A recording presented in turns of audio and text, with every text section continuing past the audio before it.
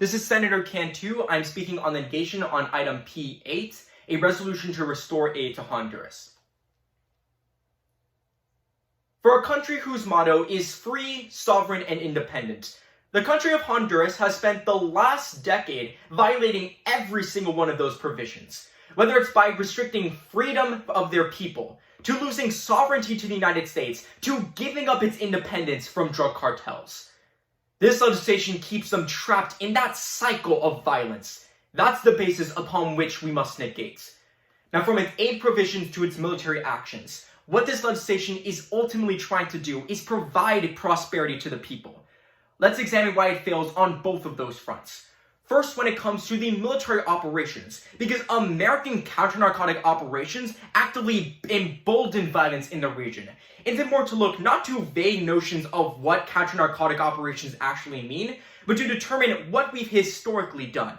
Delia Arias de Leon of the Wesley College in 2016 contextualizes that in Mexico, for instance, American counter-narcotic operations have focused on militaristic operations by both fighting the cartels and killing their leaders. However, rather than reducing violence, these types of enforcement mechanisms have only led to the emergence of decentralized faction groups from within those cartels. And because now that they're vying for power within the region, that's only led to a spike in violence across the board.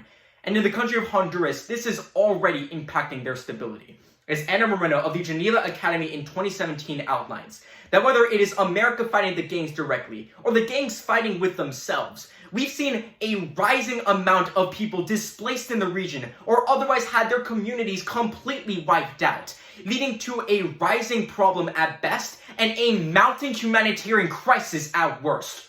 We've already pledged a promise to help the citizens when we reinstated our aid in the past.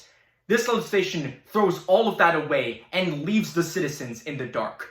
But even when it comes to the aid operations, there's still much to be desired in terms of whether the US even has enforcement in the first place. Even before we look to potential corruption from within the Honduran government, we need to examine whether or not the US government can even oversee the aid packages. The Government Accountability Office outlines in October 2017 that when it comes to the two primary agencies in charge of aid distribution, the Department of Defense and USAID program, neither of them are able to track any of the operations, be able to tell whether or not it's even able to be used effectively, or whether or not it has beneficial outcomes in the long term. Meaning that when we pass today's legislation and reinstate our aid, we are literally going into it completely blind because we have no way of determining whether it is used successfully. At the end of the day, while we may try to fight corruption in the region, all that we're able to do is hold a bloody knife and ensure that violence continues to reign on.